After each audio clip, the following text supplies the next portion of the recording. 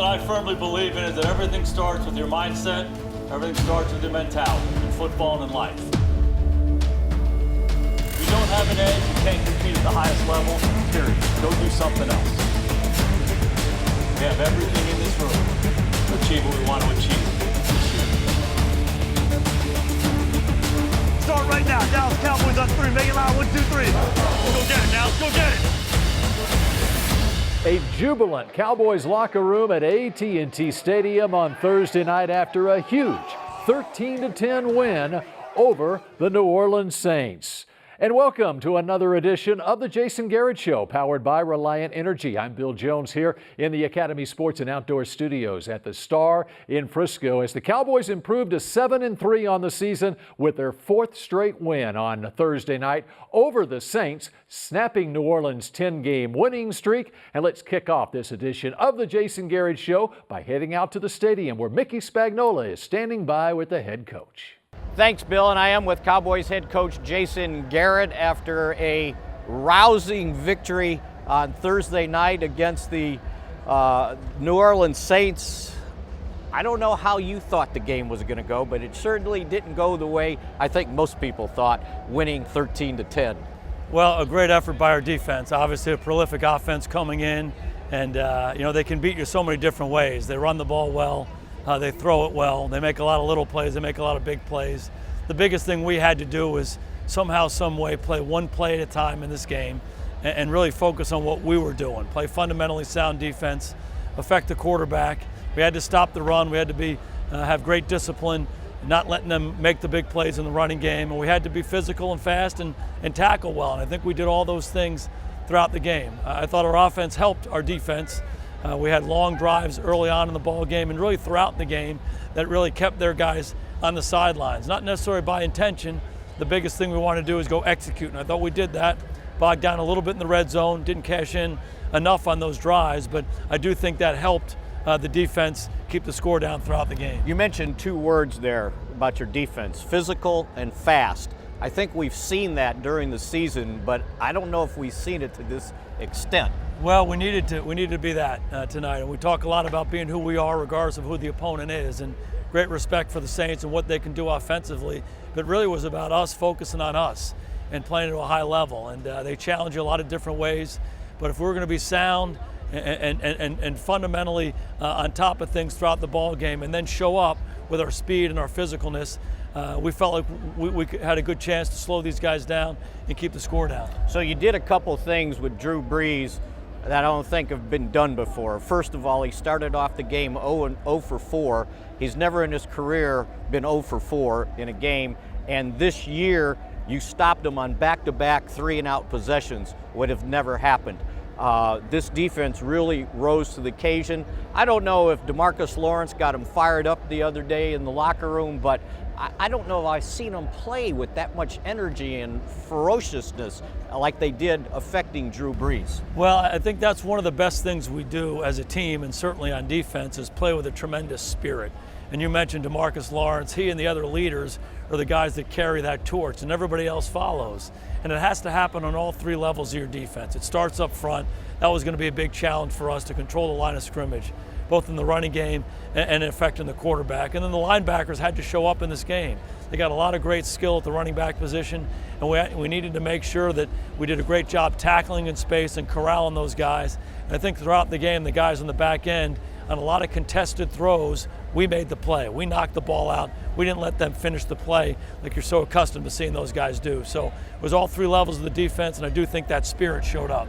A lot of the guys were giving you credit for the energy. They said when you got done talking to them Wednesday night, they were ready to go out and play. They couldn't even contain themselves. Can you give us an idea of maybe what the message was?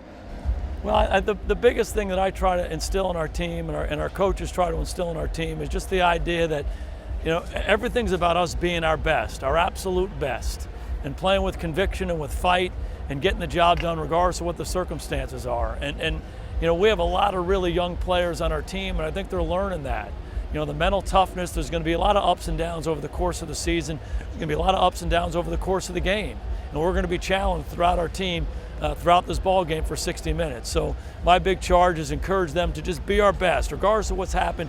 Keep going, keep coming. I thought we did a good job of that tonight. And I think they understood what you were trying to say. Okay, Jason Garrett. Bill, back to you. We'll be back with Jason a little later.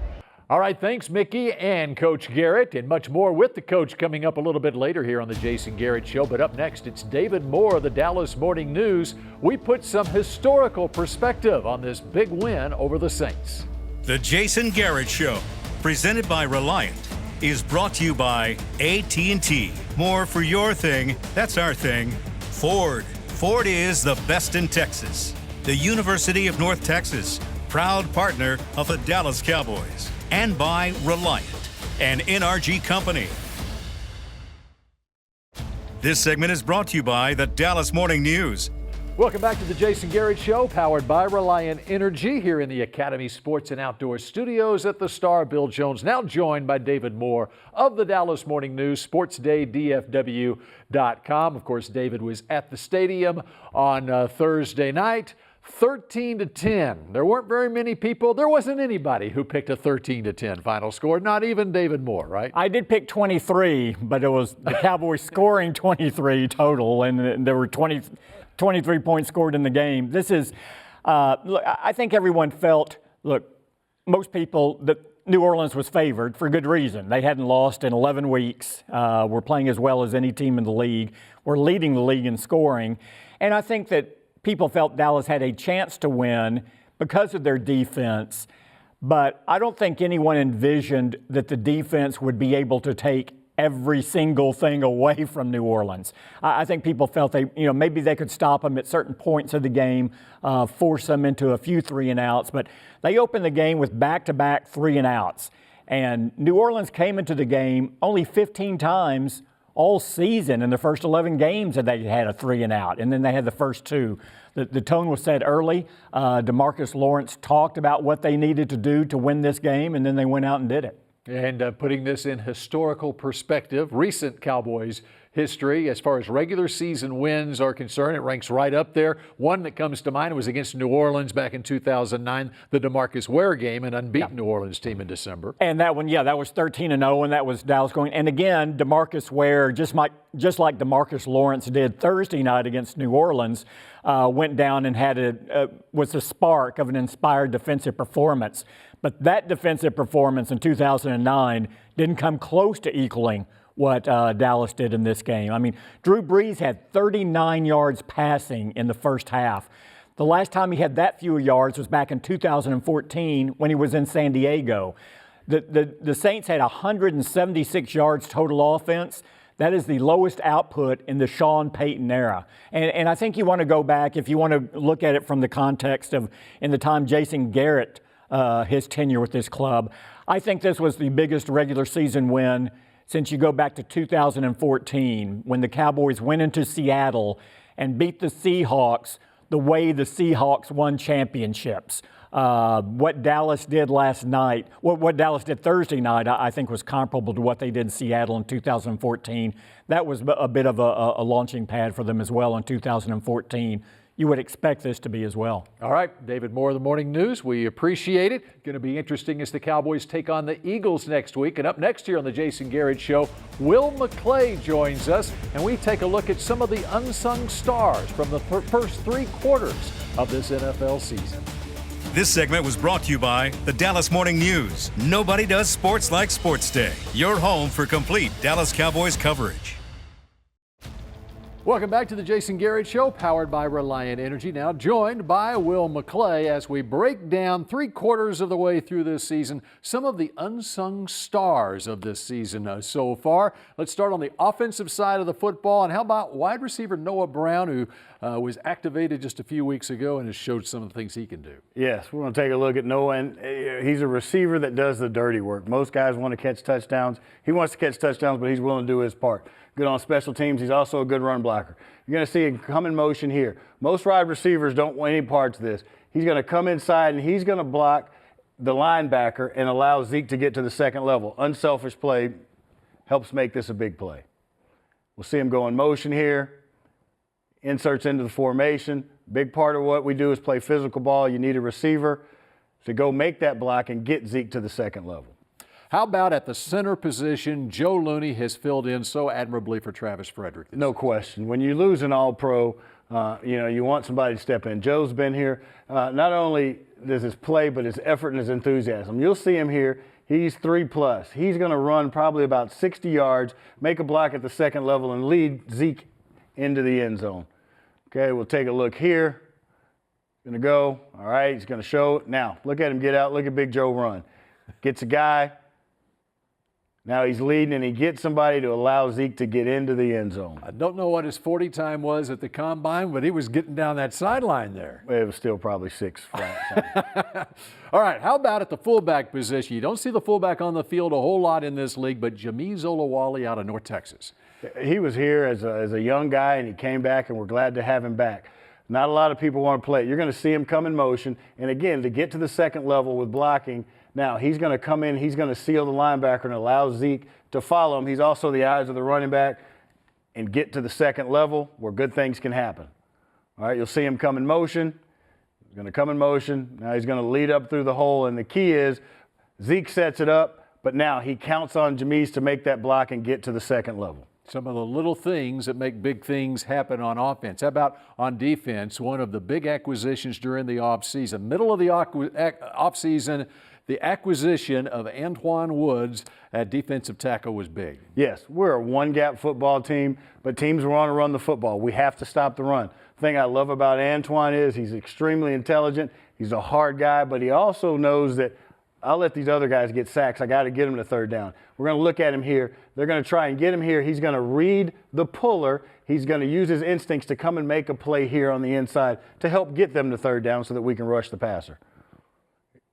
He's our shade here. He's going to get off on the ball. He's going to get vertical. They're going to try and down block. We'll see it here in a second. He's going to roll. Okay, he recognizes the puller. He gets back in the hole. He's playing a gap and a half. In the secondary at safety, Xavier Woods. Guy, everybody's saying, we need a safety, we need a safety. We drafted and we believe in this kid. You're going to get an opportunity here to see his instincts. We're playing too high. He's going to come down here. We're showing the quarterback, but you'll watch him as he goes. He's going to read the route, but he's also going to read the quarterback's eyes. He's going to make a big play for us to get off of the field last week. So you see it here. It's showing too high. He's seeing it now. He's driving it before the delivery point, and it's a big play for us, and things that help this team run is guys like that. Yep. All right, Will McClay, we appreciate it very much. And up next here on the Jason Garrett Show, the coach rejoins the show.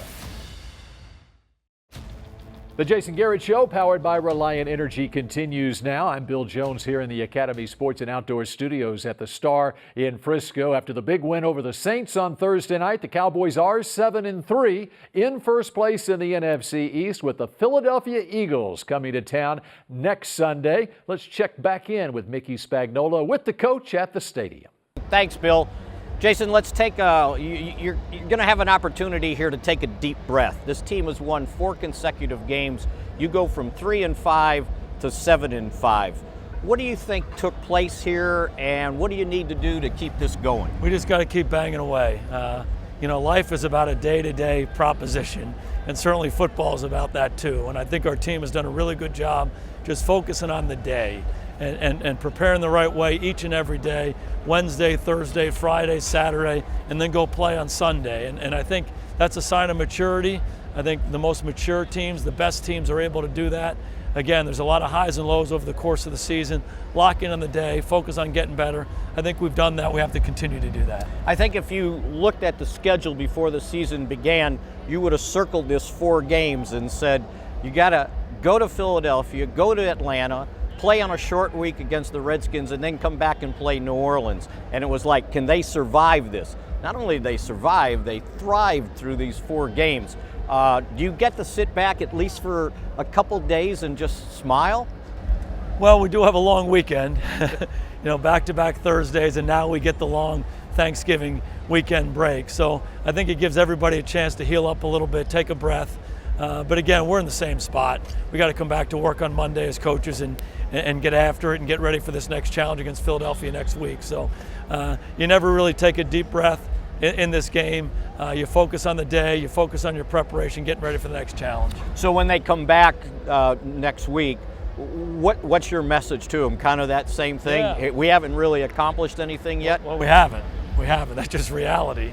And so we just got to get locked back in. Certainly have to build on the good things that we've done here recently. There's plenty to correct in all three phases of our team.